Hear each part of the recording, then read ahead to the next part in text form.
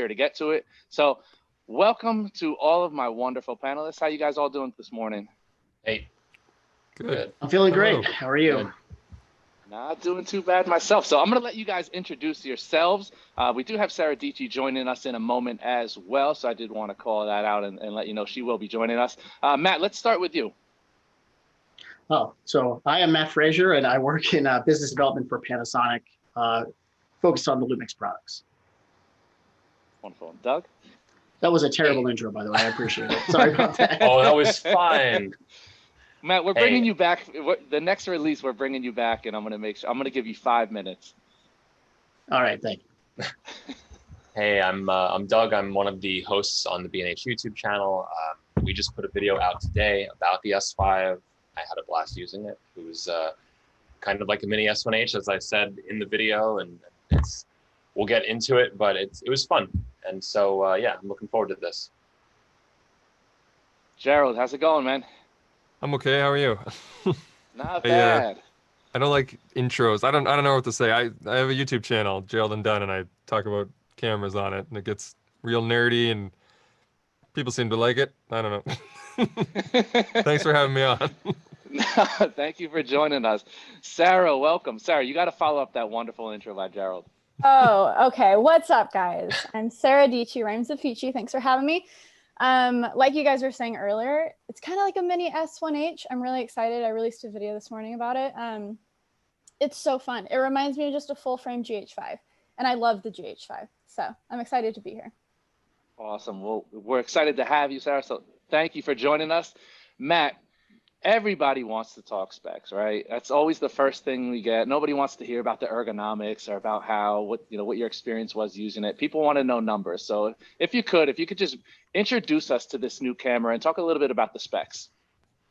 Well, before we talk about that, I want to talk about Sara's setup. That is an awesome looking studio space she's got right now. So I want to give her a compliment. It looks amazing. But I knew Gerald was going to be here, so I had to step up my look. Okay, yeah, it looks very nice. I have to admit. So I just wanted to call that out. We didn't get a chance to meet just a few seconds ago, so I wanted to make sure you were aware. We recognize the effort. It looks awesome. So so let's get into the nerdy specs. The camera is a 24 megapixel full frame camera. On the photography side, we are incorporating features like we have a live view composite function. Really, the focus of the camera is to give a lot of creative tools for photography.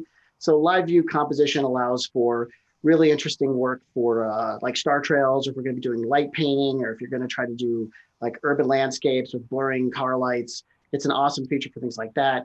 We've incorporated a 96 megapixel high-res shot function in the camera, designed to give you the ability to have impossibly massive crops out of your image if you'd like to be able to do that. We incorporate a 5-axis in-body image stabilization system that works with our lenses. We call that system our dual IS system. Has a 1/8,000th of a second shutter for photography use. I realize that this panel will probably devolve very quickly into video. So I wanted to make sure we at least touch base on a lot of the photo functions that are new or unique to the product. On the video side, clearly it punches well above its price class in terms of the video features we're giving the product. It can do 4K 60p 10-bit video. It isn't an APS-C crop. It also has the ability to do uncropped 4K 30 in 10-bit 422 color. The camera also gets an anamorphic function. So if we want to use anamorphic lenses with the camera, we are allowing that to be able to be done. It has many unlimited recording time options. The camera is very well thermally managed, which I'm sure we'll go into in detail throughout the presentation. Ultimately, I think it really is kind of a shrunken down S1H or a full frame GH5. I think these are probably fair comparisons to what we're doing here with the product. I'll leave it at that. We're going to let the panel begin to discuss, and we'll go through the features as they come up throughout the presentation. Wonderful. And Matt, I love how you said the word photography like 3 times in there. And I'm like, yes, people hear Panasonic and everybody just jumps on that video train right away. And I'm a still photographer, so I do appreciate when, a high quality video camera such as this still does great stills. And it's not just that it takes great stills, but it has the feature set to back that up and to make it a camera that still photographers will and will want to use. Now, Doug, I know you had some experience with that live view composite. I know you were a fan of it. Can you talk a little bit about that? Yeah, so I kind of didn't know exactly what I was going into when I saw it, and I had Matt help me figure that out going into it. So thank you, Matt. It was cool though, because I had a friend of mine help me with it, and we saw the image just build up on the screen. So in a way, you know, if anybody here has done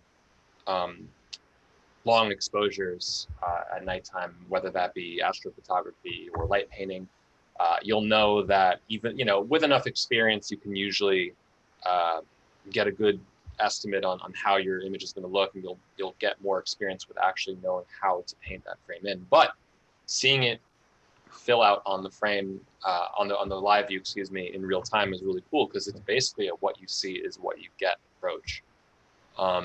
And what's really cool is that you can almost decide how much ambient spill you want before you go ahead with it. So, you know, I did an example outside in my backyard, and it wasn't pitch black at all. So it wasn't even really the most ideal conditions, but I was able to see ahead of time without having to do too much, you know, trial and error, how bright I could actually keep that background and then still have my cell phone light painting along the frame. And it was nice, because I don't really do that often. So having this ability to do it in a very intuitive manner was really cool.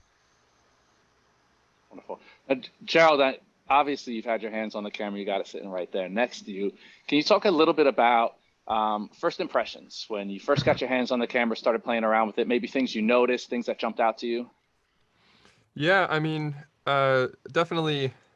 I mean, I didn't have the S1 or the S1H with me when I had this camera, but it felt like an S1, kind of, maybe smaller. I always have difficulty gauging the size of cameras because every camera is kind of too small for me, you know, but I was like, yeah, no, it seems big enough. And then when I looked online, or I looked at the marketing materials that were sent with the camera, and it said that it was smaller than a GH5, I was like, what? But so apparently, yeah, it's small. It is light, and I did like a little bit of a vlog test with it, and I don't vlog, but it's like you can do this for a long time if this is worth anything, you know. Ergonomics are good. I like mostly what Panasonic does most of the time. I did notice some small body things that happened, like I like the proximity of the buttons, but the AF on button is kind of small for me compared to the bigger one on the other ones. And obviously we went micro HDMI, so I guess that's like, those are some trade-offs there. Other than that, in terms of actually like using it, I found it to be quite pleasing, and it's got a flip out screen for people who are into that, obviously. Although I don't use a flip out screen very often, so I wouldn't say that the S1's like tilty screen is lost on me. I still prefer that for the flip screen. You do? Give I guess us it depends the flip on screen in all cameras. every time you don't have, like, I don't have a flip screen on my overhead camera, and it is brutal. Like, it's absolutely brutal. So I wish that I did.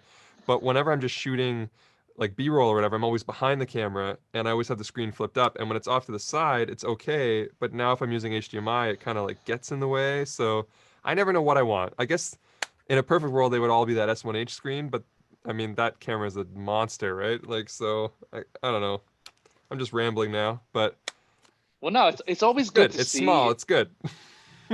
Each person has like their own thing. Like, Sarah, I love how you jumped in on that. It's like everybody, you know, for every single screen and for every single body size, you're gonna have people. Look, Gerald, I'm with you. I got big hands, so it's like, you know, camera size matters, and the ergonomics and how the camera feels in my hand matters. And then some people are like, screen. If it's the wrong screen, they freak out. Sarah, what are features, like, what's your feature set that you look at when the first thing you get your hands on a camera? What are you looking for? Is there something that really appeals to you, or something that turns you off to a camera?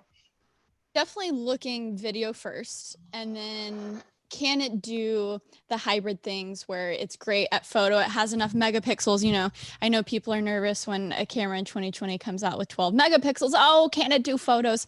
So hitting that sweet spot 2024 megapixels is so good for both. And I love the future that we're living in, where I feel like we're getting everything we want, and it's been so long to get here. And I know probably Panasonic doesn't appreciate comparing this to like other cameras and GH5, but I love the GH5 so much, but there were just so many quirks on it, and I'm used to, you know, having a big sensor.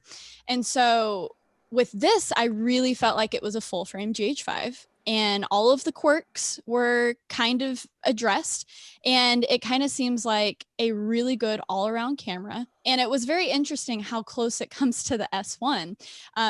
I admire when a company can be like, hey, we're going to put all the same features, but it's lighter and it's cheaper and it's better. Have fun. I mean, that's cool. So, I mean, I had a lot of fun with this. Yeah, Matt, and if you could just kind of, jump in.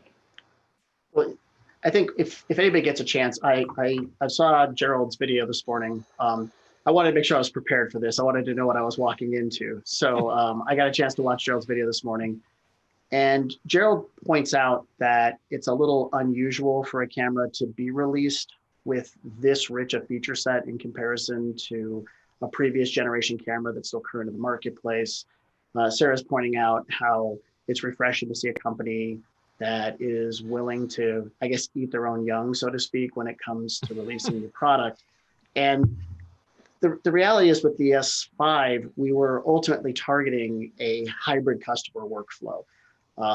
There are interesting opinions from the marketplace when it comes to how much video you put into a camera and how it is then perceived by the people who use the product.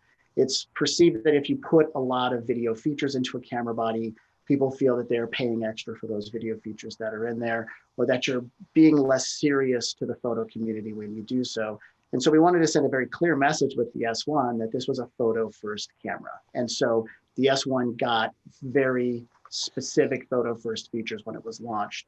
With the S5, the goal here is really a hybrid workflow. So we wanted to make sure we included as many hybrid solutions as we possibly could in the product, while also understanding that when we scaled the camera body down, we had to make certain compromises. So things like all intra codecs. If we were to put an all intra codec into this camera, it would substantially reduce the amount of recording time before we'd have to deal with certain thermal management issues. So we want to make sure that we're providing the right mix of video-centric features that are powerful, but also providing the long enough recording times that the market's going to require in order to be able to get the product to work effectively for them. So it gets a little confusing sometimes when you have a camera that has this many features all stacked in and people try to compare it to an S1 or an S1H. You have to sort of look at what market we're really trying to target and why we're doing it. You know, I think a lot of people will question, why are you putting anamorphic in a camera that's $2,000? You know, that's a pretty esoteric feature set. And the truth is, we're beginning to see so many. That I might be referencing that. Yes, that might be the case. So, but the truth is, anamorphic lenses have come down radically in price point, and so you know you can pick up optics from Cerui that are under $800 and shoot anamorphically with the product. We see a future where a lot more anamorphic lenses like this are going to be coming available. We just felt it was important that we support that workflow because we do have people who want different looks or decidedly different perspective to what they're shooting. So I'll kind of leave it at that. The goal here was not to compromise for the sake of compromise. If we're compromising things, it's because there's probably a thermal reason for it more so than there was a segmentation reason for it with the S5. Matt, you read my mind. I was just going to kick it over to you because it seemed like where the conversation was shifting towards where is the place of the S5 in the Panasonic lineup? Because we keep hearing S1H and GH5 and comparing it here, comparing it there. Where does it fall in the middle? And that is a huge aspect of where a camera is marketed and who it's marketed to, and that hybrid aspect of it, for a little bit of video and a little bit of stills. To really kind of bring it in. And, we talk about, stuff like anamorphic and giving it a sort of a big person skill set at a more approachable price point. But I think it bears mentioning that there's a lot of people out there, professionals who are used to using more top end gear, that when they're doing stuff on their own creatively, or they want something, we had a question come in from Eddie and it's like, hit it right where I was going with it, about people who are, he says Eddie films for networks like the BBC and does documentaries with the GH5S nonstop, but he enjoys a small camera system, and he's asking where this fits in. He says, are we looking at a replacement for the GH5S? Will it qualify for Netflix, Amazon camera whitelist down the line? So I know you went a little bit into where you guys are marketing, but where does this fit in to somebody's workflow, to a professional workflow, or to somebody on the more amateur end of the scale? I think the market's going to ultimately define where this goes. It's not really up to manufacturer to define that. We can sort of try to pick a market and sort of target it. Users are going to ultimately decide where this goes. In terms of like a GH5S, GH series makes a small camera system. The S system, in particular the S5, makes primarily a smaller camera body. At the end of the day, we still have optics that we have to deal with. We still have to cover a full frame image circle. So the optical limitations in terms of size reduction are ultimately still going to be there. So we still view the GH as an important product for smaller, lighter weight applications, for run and gun applications, for people who don't want a shallower depth of field. We have a lot of users who covet those things in the GH series. And so we're going to continue to develop new solutions for Micro Four Thirds. That goes without saying. As to the question about Netflix certification, again, I don't work for Netflix. I was involved in getting the S1H approved for Netflix. There are probably things missing here that would prevent it from getting Netflix A camera certification. That Netflix wants time code in. This is not going to have a time code in. This does not have all intra-codecs. That's something that Netflix is going to require at 240 megabits per second. So Netflix has a pretty well-published list of minimum requirements. You can go down that minimum requirement list and see that the S5 probably isn't going to meet those requirements. The GH5S is a product that's very close to meeting the requirements, but it didn't quite reach the dynamic range thresholds that were necessary. That's why the S1H was able to meet that specification, is it just had all the right features that they require for production.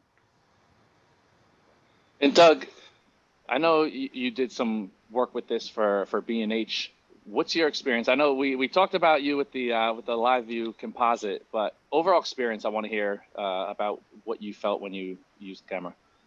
Overall, I really think, and I know this is repetitive, but overall, I do think the comparisons to its siblings, the GH5 and the S1H, are very well warranted. But getting to the S5 specifically, I mean, I was actually pretty impressed. Do I understand why some people might want intro? Of course, but in my personal usage, I almost never use the intro mode in the GH5, even though I've had it. And quite honestly, the quality holds up. Compression-wise, it's never a problem. So, and I use this with log all the time. I constantly use vlog, so it's never a problem. I graded the whole thing just fine. I never ran into any issues with image breaking down or banding or anything like that. Noise is also incredible. As far as I know, dynamic range and sensitivity are on par with the S1 at least. And correct me if I'm wrong, Matt, on that one. But combine that with some of the features that aren't on that camera and do come from the higher end S1H. You get things like anamorphic, which is pretty astonishing. I didn't get to test anamorphic in a true sense. I did use it as an open gate, so I shot like a true 4x3. And the fact that you can do that, if you're an independent filmmaker, if you want to do something where you're looking for this old school look, a retro kind of look, great way to do it. Great way to get it pretty much the most affordable way to get that kind of shot. And combine that with the more affordable anamorphics that are available. If you do want to do that, now it's an option. There's very little that you would need to go beyond this camera. There's very few things that you would need to go beyond this camera if you wanted to shoot. The only thing I can really think of is like I said, intro modes and maybe very, very high frame rate, ultra high definition. But beyond that, this covers 90% of cases. I really think most videographers, bloggers, people who shoot web series, people who do independent filmmaking they're gonna get a lot out of this, and there's not much that's missing here. There really isn't, and I know that that's easy to say, but having used it, there's nothing that I currently am looking for out of this that I don't use on a daily basis. Now, Matt, I'm going to bring it back to you in a moment just to talk about some of the improvements and to kind of delve a little bit more into the still photography aspects before we go full tilt deep end video. But either Sara or Gerald, I don't know who wants to jump in on this. Upgrade wise, what do you think about, I know we had some improvements to the autofocus continuous. Do you guys primarily focus on video? Do you guys delve into stills much when you get your hands on a camera like this that people kind of pigeonhole into the video subset?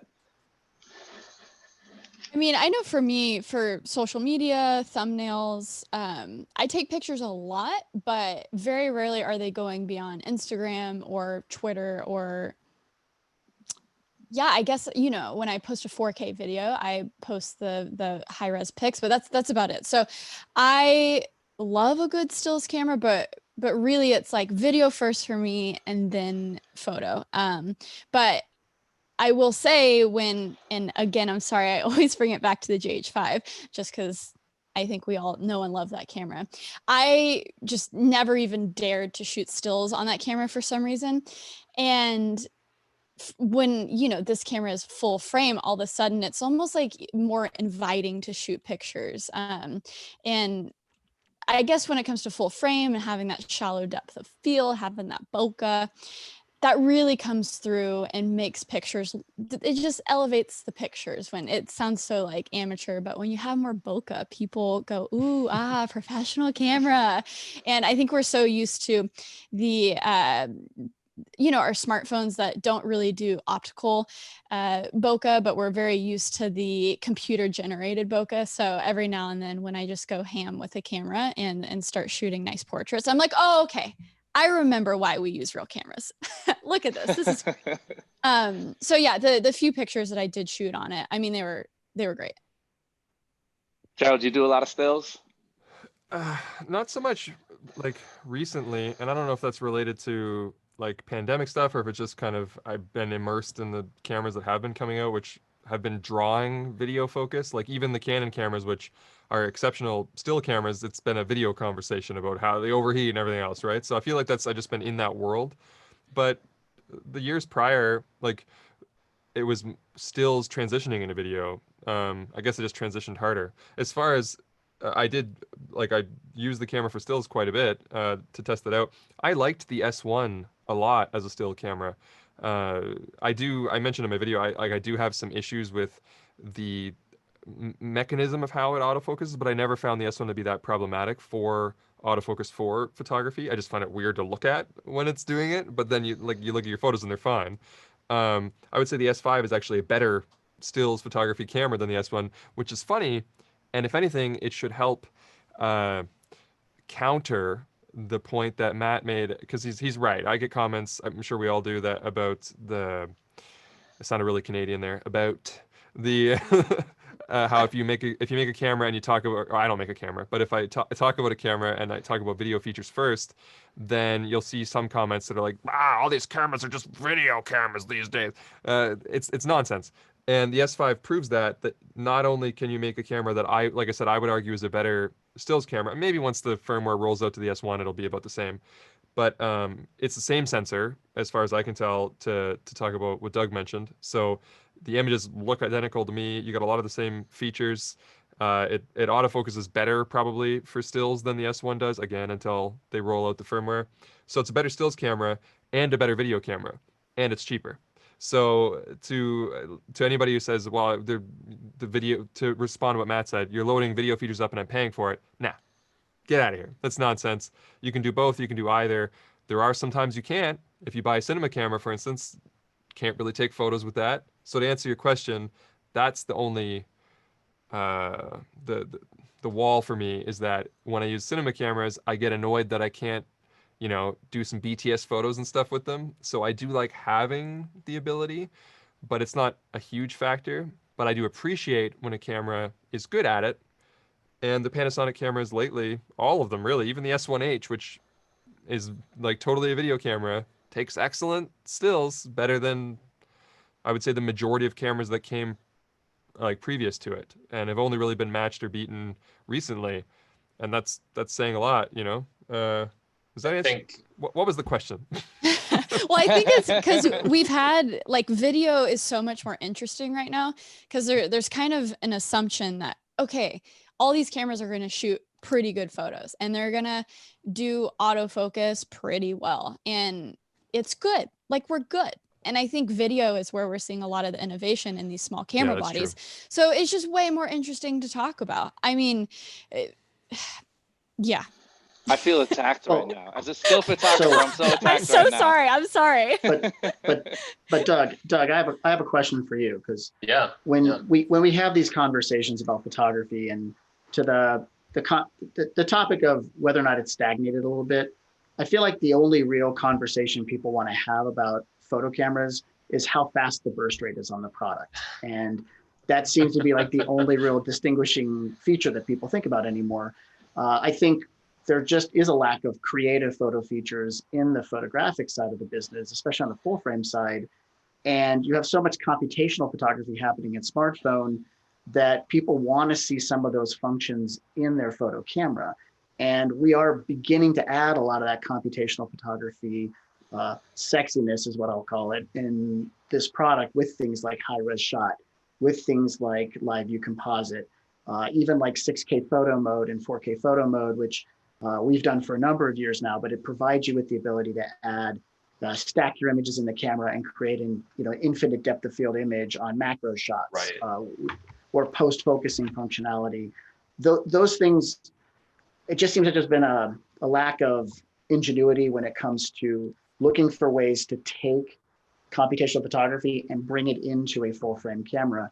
And so, I wanted to make sure we talked about this because I'm very proud of these photo features that we've added because they are unique. They do provide some value to the market. And when I say unique, I mean unique to full frame. I'm not ignorant to what my competitors are doing, but I think that those are the things that I want to make sure we're talking about here. So I actually really love that you brought it over to the concept of computational photography, because that is that's kind of a line in the sand of where, a lot of people might view the difference between, I hate to say it, but phone cameras versus dedicated cameras, whether those be mirrorless, DSLR or otherwise. But there are certainly convenience features and creative features that you see in phones, then I totally understand why people would want to have that same functionality in their dedicated cameras. So things like the live view, that we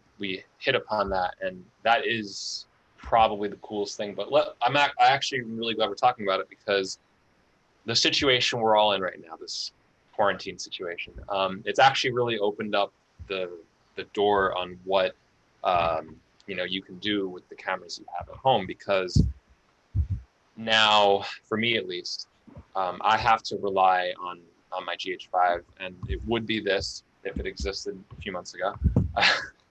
I have to rely on those to do almost everything for the content that we're producing. So I have to produce not only video content that is high quality and easy to create, but I also have to create compelling, well-composed still shots for products, for B-roll, things like that. If I'm getting really close in on a product feature that I'm trying to demo, I do need to be able to show it both stills and video. So having those tools, if you're a content creator, which I know is a super broad term these days, but if you are a content creator, you're probably doing both, and you need doing everything, all of the things, exactly. all the time. you're doing a little bit of everything, and so having those kinds of still features, the high resolution mode, for example, is actually fantastic, because especially if you're trying to get like really fine detail on a product, or if you want to go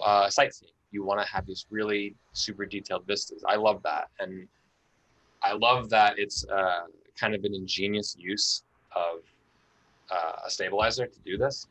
It's just from an engineering perspective, it's kind of I wish I could do that, but I'm glad somebody else did it.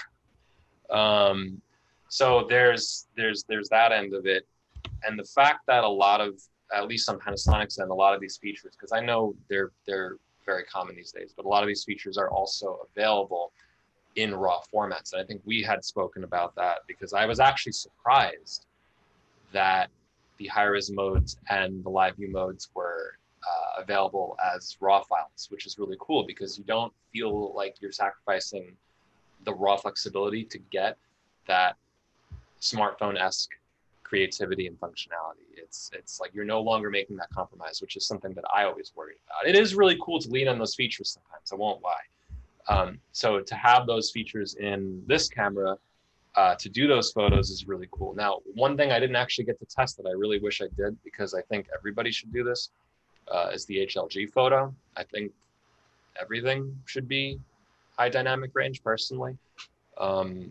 So I'm glad that you're pushing a standard like that. And I know it didn't start here. I think, was that the S1H that started that? Actually, the S1 was when we introduced S1. it. Oh, okay, great. But yeah, no, I think stills should be presented that way too. I mean, especially considering the fact that they are higher resolution, they have more color fidelity, and you can push them way more than you can video, unless it's of course raw video. But point being, there are a lot of still features in here that I think shouldn't be overlooked, and especially for those, you know, there's 3 of us here on this panel who are doing YouTube channels, and especially for those types of creators who do have to do everything all in one. It's really the fact that all those tools are in one thing, still and video, is really, really something. Matt, can you talk a little bit about the HLG? I think sometimes we get caught when, you know, we're into the tech. We're constantly doing, you know, every single camera that comes out, we're checking the specs. We're comparing it to everything else that's on the market. And a lot of times when we're stuck in that echo chamber, we don't think about all the people who are like, they don't know bit rates from their elbow. And this is a camera, you know, we keep talking about the hybrid functionality. This camera's got an elbow? Gerald, you didn't find it yet? We didn't tell you that wasn't on the spec sheet. It was a hidden cheat code. But a lot of the people, I think sometimes we forget to break it down to a layperson's level of just, you know, I'm starting out, I want to get into something. We keep talking about the hybrid functionality of this camera, where it just can be a standalone stills camera for somebody who just wants a camera to take pictures, with the added functionality of being a kick-ass video camera as well. So Matt, can you kind of just break down, I know Doug talked about the HLG, can you just break that down, what that is for some of our viewers who may not know or may not be familiar with the ecosystem? So there's getting in the weeds, and then there's actually getting under the weeds. And we're kind of into the under the weeds now at this, but there are new television standards that are high dynamic range. So it's, TVs can get much brighter. The current television standard doesn't take full advantage of this extra brightness scale. So you have lots of clipped highlight information, and it doesn't give you as much flexibility where you can land your midtones when you're shooting. So new TVs, your smartphone, they now have these HDR playable formats. You're going to hear different vernacular for them. You'll hear terms like PQ, which is also known as HDR10 or Dolby Vision or HDR10 Plus. And you'll have another format called HLG, which stands for Hybrid Log Gamma. So when we deal with PQ, which is the HDR10 Dolby Vision format, there is metadata that tells the television set how to conform a log image to make it look right on their television. For those of you who don't know what log image is, it's basically the worst looking image you've ever seen in your entire life shot on a camera to give you the maximum dynamic range you can get and the maximum flexibility for color. So it's like a digital negative that we then add our contrast and color to. It's done effectively digitally with metadata, so it's communicated that way. Hybrid log gamma, while there is some metadata embedded, it's less metadata dependent. So if I shoot a hybrid log gamma image and I need to play it on a standard dynamic range display, it's not going to look log. It's going to look like a properly processed image. It may clip the highlight information, but guess what? It would have clipped it anyways, most likely in the scenario you were shooting. So we elected to use a hybrid log gamma option for photography so people could play the photos back from their camera and have it look good on a TV. but they can also share it with Nana, and she could play it on her television or computer, and it would look perfectly fine there as well. We also offer that for video. So if you wanted to shoot your kid's soccer game or a hockey game and you wanted to get the maximum dynamic range of your TV, you can shoot that, and then you can still share it with somebody else, and they can put it on a non-high dynamic range display, and it'll still look fine. Perfect. Now I want to jump in. We have a couple questions coming. So there we go. We're done. Live feed done. We have some questions coming in. That's like your HLG quota for the year in 2021. No, in this discussion, we won't talk about it ever again. So we'll just leave it. Good. Well, we're glad you went nice and thorough on it. So we have some questions coming in from YouTube. Welcome, Eric Triplet joining us from YouTube asks, can the high-res mode be done handheld? If you buy the camera, you can do whatever you want. Go ahead, Gerald. It depends how good you are, Eric. I mean, anything can be done. There's stabilization helps. Obviously, if you don't hold it steady, the answer is no. If you do, yeah. So there's going to be other factors in there too, like shutter speed and the conditions outside and whether it's windy and how you're holding it and the lens it's on and everything else. But yes, somewhat. In my experience, I did some tests and I was able to do it a couple times. And then there's some situations where not so much. So, I mean, if you put it in mode 2, it sounds like a stupid answer, but that's the real answer. It's like, if you're as good as a tripod, then yeah, of course it can, you know. I wouldn't recommend I'm over here. I'm shaky hands. So no, I am the guy that IBIS was created for, because even with my elbows in, and no. Another question coming in from YouTube. Chris Adams, welcome. Thank you for joining us. Chris has a GH5, a GH5S, a G9, a G85. Somebody get that guy a T-shirt. Let's get a T-shirt out to that guy. In Scotland, he said. He needs 4 cameras for events, concerts, when they come back. What would you recommend trading in to get an S5? So we got GH5, GH5S, G9, G85. Is there anything that you can see the S5 out of that lineup? I mean, the G85 is the weakest of that batch. Yeah. So if it's just a matter of just, you know, like infinite situation where you can do whatever, then swap out the G85 for the S5. I would also, I'll go on.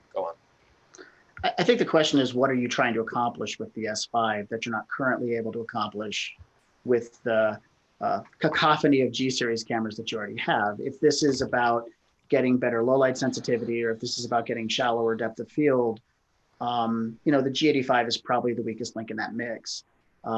If you're just craving for the new greatest camera and you're not looking to accomplish the things I just mentioned, you're probably good with what you got, if I'm honest. Look at Matt here trying to be pragmatic. So yeah. There is Your job, you got to sell the cameras. Yes, the G85 is definitely lowest on that, but I would also replace it, because then you could consolidate batteries with the new one. The battery life is fantastic. You could use the S5 battery. That's true. Sorry, go ahead, Doug. I know where you're going. Yeah, you could use the S5 battery for the other cameras in the kit. So that's smart. Good call, Doug. The G85 is the only one that has a different battery. So while you can't use your GH5 batteries for the S5, it would be nice, but you can't. You can at least, in theory, get like a ton of, the BLK22s? That's the one. Yeah, and you can get a ton of those and then use that for all of those cameras. So you've simplified your kit, basically. You have, just one battery type for all of those cameras. So that's one way to do it. Look at Doug thinking. Much better than I am. Awesome job. Doug, seriously, Doug, it's like my brain's barely waking up and you're already on next level. I got my second cup here. So Doug's not going to be able to hold anything still, going back to that previous question. Well, that's why the stabilizer was so good.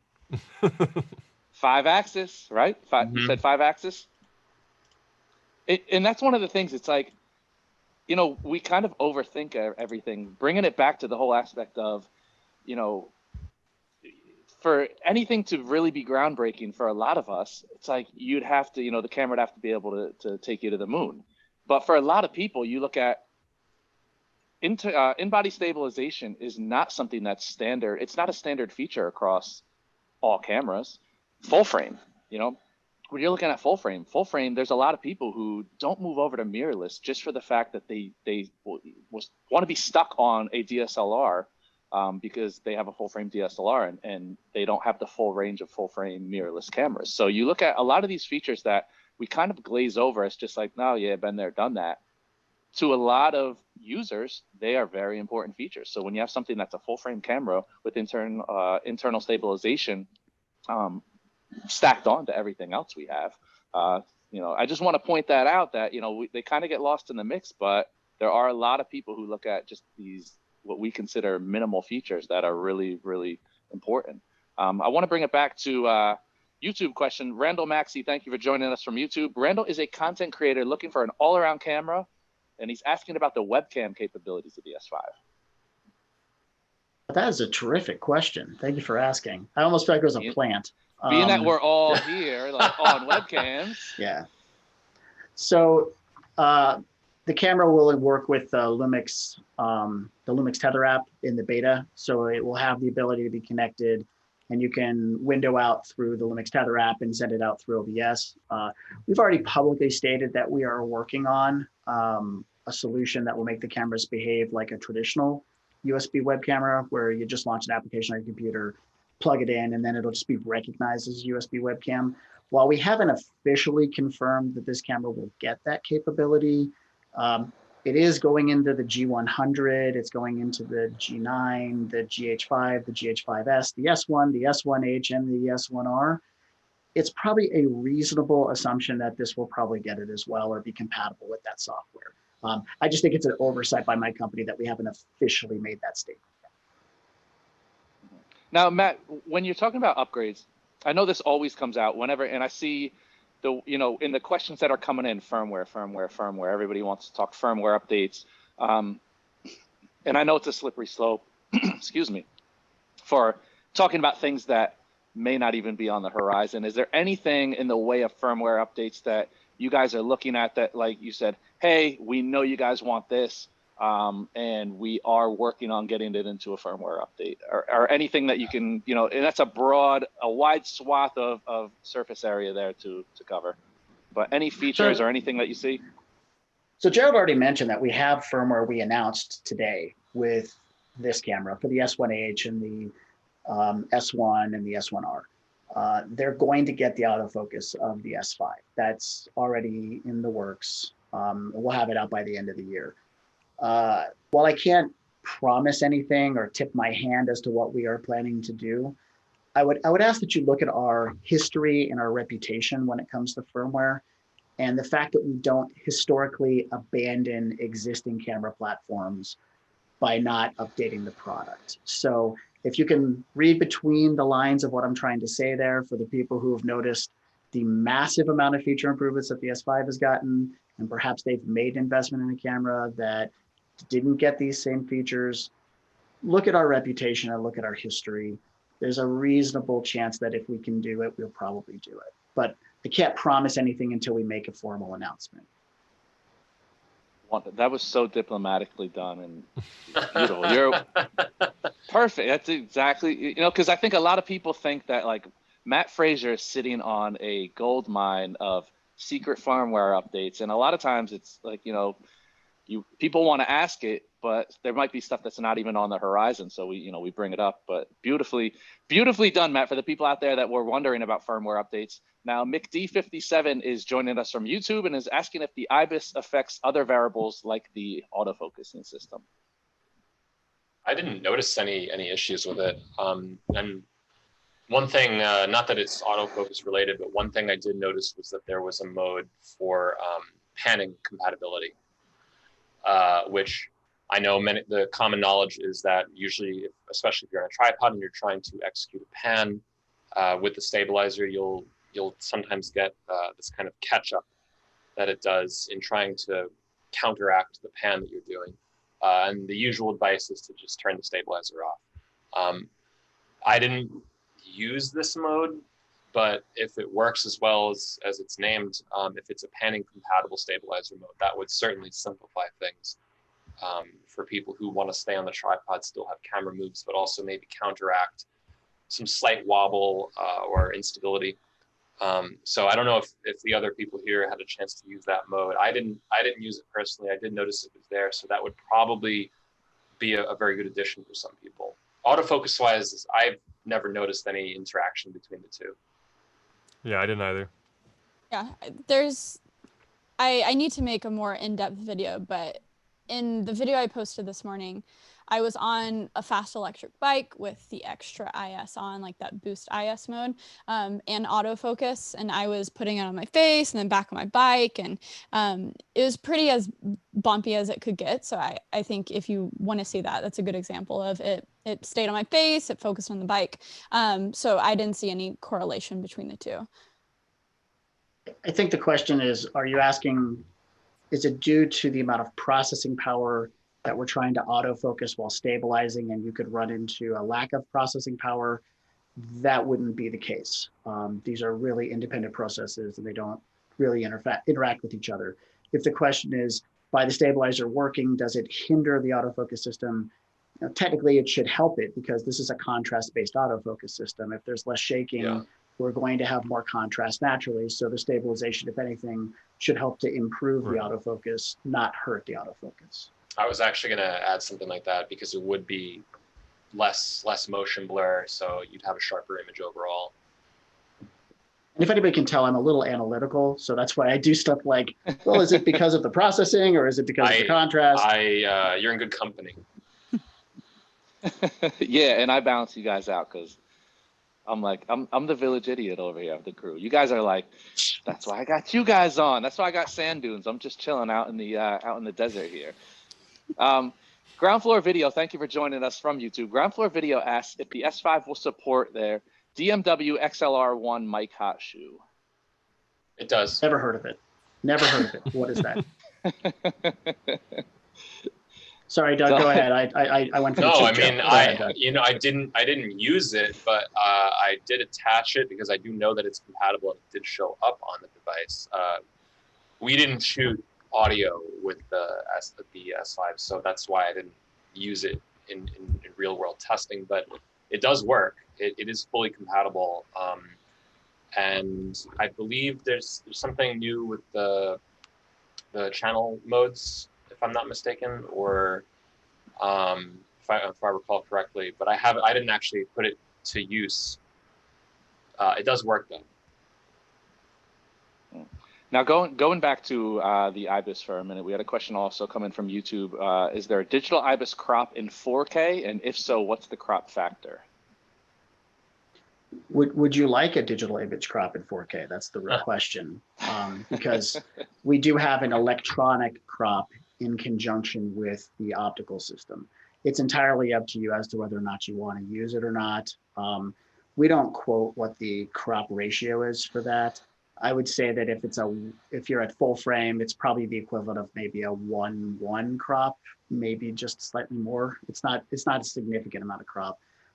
Gerald, have you tested that or seen any sort of thing that deviates from what I said? I actually took the shot and then I was going to pull it in and like zoom it in Resolve to see how much I'm scaling it, and I completely forgot to do that. But I would say by looking at it, it looks like it's about 10%. Yeah, like a 1.1. And they're all the same usually. You know, they take about 10% off the image, and I don't use it. I don't know. I mean, the stabilization on these Panasonic bodies is pretty good. That I like a little bit of the like organic kind of shake that's there. And I personally wouldn't use it, but if you need it for your application, then yeah, it's there, and it's probably about a 10% crop. Yeah, I never feel the need to use digital stabilization, at least on the camera. If I ever have to do it in post, it's for something that was just way beyond the pale in terms of camera stabilization. But I've never felt a need to, and I agree. I like a little bit of a shake in there just to give it that natural feel. After all, you're handheld for a reason. You're not on sticks. So you probably do want a certain amount of movement, but the stabilizer in this, I gotta say, it's pretty wild because you'll see in the video that we did, but I have shots where I'm holding it like this, basically in the worst way possible, where you can't really center your gravity and hold it against your body, and the shot stayed. I mean, I was able to keep a pretty stable shot, all things considered. And I've had other ones where I've had it like awkwardly off to the side. So kind of like that, because I couldn't fit into a corner of the space. And it works. So it's definitely one of the most, if not the most effective stabilizer, especially on a full frame camera that I've seen.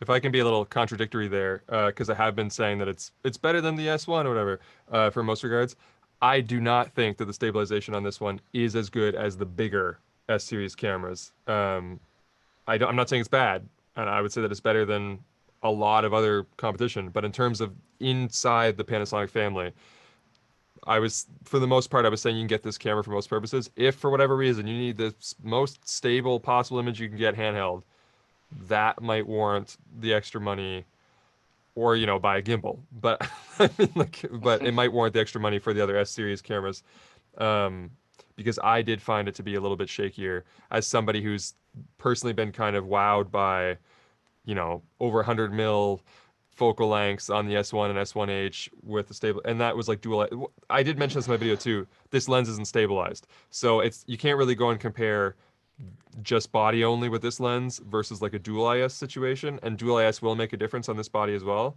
But I did find it to be noticeably worse, but I don't mean bad by any means. I don't know, just to be kind of fair about that. Gerald, you're 100% correct.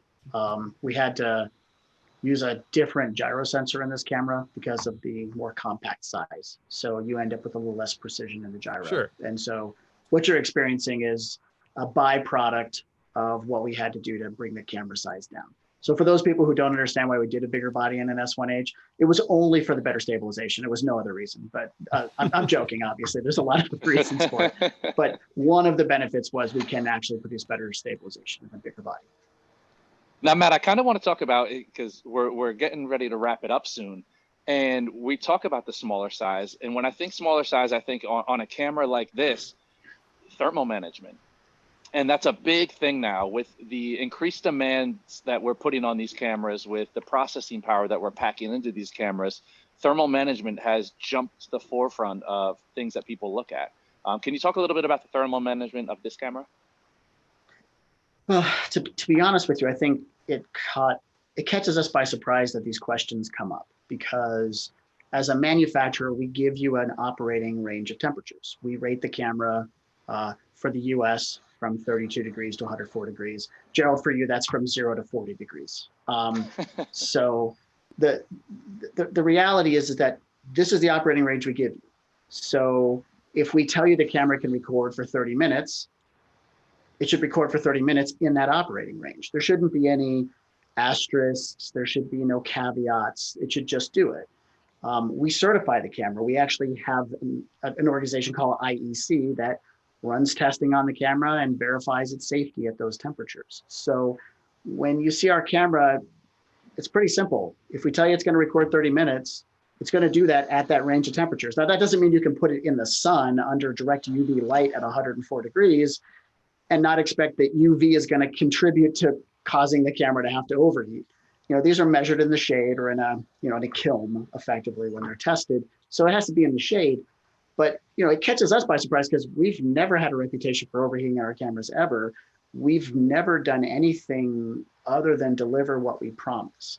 So some people ask, why are you putting a recording limit on this at all? I know, Gerald, in your testing, you didn't run into an issue. You could hit record over and over and over again. And you probably ask, well, I mean, I wasn't on a trampoline or whatever, though. When I do my outside tests, I hold it in my hand and I shoot like that for a bit, or I'll put it on a tripod, and I'll try to not make it hard for, you know what I mean? I try to make it a realistic test, not like let's torture test it, and see if it realistic expectations.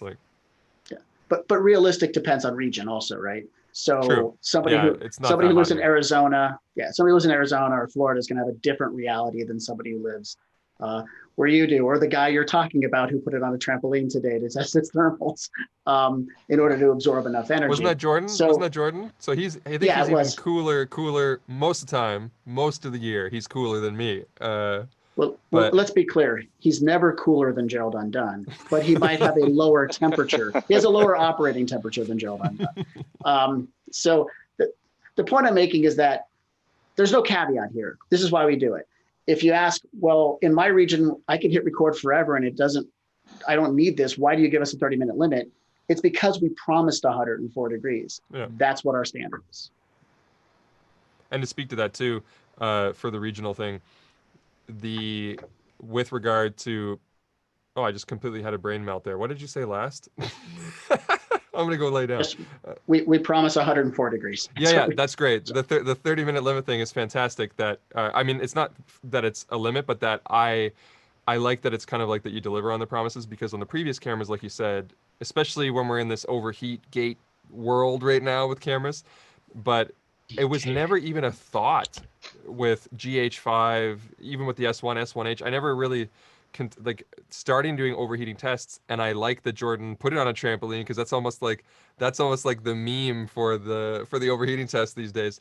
But it's now become a thing where we have to test it or check it. Where I like, outside of my Sonys that like the earlier bodies that had known issues with it overheat, I never tested my Panasonic cameras for overheating, and they never had an issue.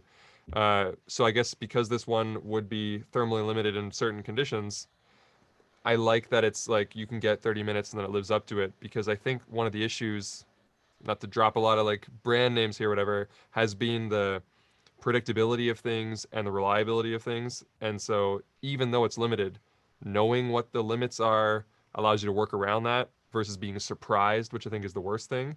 And regarding the ambient temperature, it actually cools off if you change environments too, which I think is important to mention based on the current overheating world that we're in, is that with this camera, if it does get kind of warm, you can put it in the shade or take it indoors, whatever, for a few minutes, and then you're going again, versus inexplicable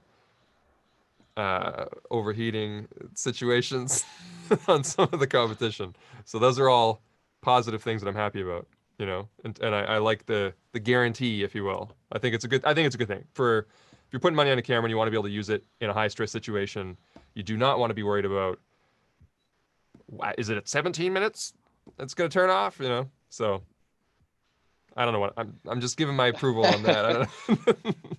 Now, Matt, before we wrap it, we had some questions coming in over the highest possible bit rate. So Nice Shirt Media, thank you for joining us from YouTube, is asking if 100 MBS is the highest possible bit rate at UHD 422 10-bit.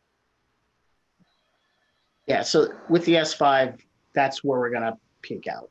Well, it's not exactly true. 150. There's a 200. There's actually a 200 megabit 420. Yeah, you have 150 megabit, and then you have 200 megabit in H.265. You know, ultimately, when we start processing that much data at 400 megabits a second, like a GH5 or an S1H, thermal management becomes a bit more challenging. Same reason why you're not getting an open gate 6K option on the S5. Just a lot more processing power. You know, if we could do it and it would deliver 5 minutes of video, would that be useful to the market? And I'm not saying that's what it would deliver. I'm just saying that, you know, there would be a time limit potentially, and we just didn't think it was necessary in the product. B&H upsell opportunity, Ninja 5. Anybody? Bundle. No heat limit, no time limit, all intra. So I shot pretty much exclusively in the high bitrate H.264 mode, actually, so the 150 megabit mode for 4K, and it held up under quite a bit of grading. I graded this in Resolve, and I had no problem lifting some shadows up and bringing down highlights when I needed to, and log graded just fine. I even did try the 72 megabit HEVC mode briefly, just out of curiosity, and that also held up pretty well, I gotta say. A little smoother looking, but not, I wouldn't say it broke up in any sense. And in general, I would stick with the 150 mode for most of my applications. I know that the intra mode is, go on. No, I was just gonna say, I wouldn't be doing my job if I didn't point out to Gerald that the more exciting part about using an Ninja 5 would be, you know, raw. By the end of the year, you're gonna get raw, and it's gonna be 5.9K raw. Yeah, perfect companion. Yeah. And on top of that, I really want to make sure I point this out. Apple has just done an update to Final Cut that gives you the ability to adjust white balance and ISO and exposure offset And the S1H can do all of those things. I would assume the same will be the case for the S5. So you're going to get a pretty powerful companion if you do a Ninja 5 with the S5. Perfect. Even if you don't shoot RAW, sorry, just one last thing, because we talked Yeah. about dynamic range only for 1 second, but the sensor on this camera is the same essentially as the other versions we've seen. So the dynamic range is excellent. So if you are somebody that wants the beefiest option and you record out to Ninja 5, you can get an all-intra ProRes or DNX codec. You get 10-bit 422 up to 60p now as well, because it's only 420 at 60p internally. No 30-minute limit. I don't think you're going to run into really thermal issues either. So, and the price is now kind of like buried because the difference, Ninja 5s are cheaper than they used to be. They're like $500-600 now, and it's like $500 less than the S1. So if you were still new to shopping, now you can get basically a free Ninja 5, which gives you unlimited versus the price of an S1, you know, which gives you unlimited 4K, 10-bit 422 with an all-intra codec that'll be breezy to edit right off of the SSD. And SSDs are cheaper per gigabyte generally than other media. And then in the future, you'll get RAW if you. So yeah, I mean, like I said, it answers all the concerns if you're willing to add that bulk onto it. But it performs fine without it. I'm not trying to say you need a Ninja 5, but these cameras definitely do kind of get unlocked, if you will, with a Ninja 5. That's why they're doing the RAW and everything, right? So, okay. I'm not working for Atomos or anything here. Somebody check that guy. Pat him down. He's got Atomos right off camera. No, I want to thank all you guys. Ton of information on the new S5. What I've gathered is, this is a hybrid camera. Matt, right? Stills. It's not just video. It's fully capable, and it's something that it has its own identity. I think, we generally lump it in and we want to compare it to every other camera that's out, every camera in the Panasonic line, but it does have its own identity as a hybrid camera. Now, Matt, before we wrap this up, is there any last words you want to have? Anything we missed that you want to point out? No, I think we covered everything that the market's looking for. I think that the chat ultimately decides what we should be doing in these conversations. So I just thank everybody for their attendance and participating in the conversation. Awesome. Well, thank you, Matt Frazer from Panasonic, Doug from B&H, Gerald Undone, and Sara Dietschy for joining us, and to all of our viewers who joined us here on Zoom, on live stream, and on YouTube. We will catch you all next time.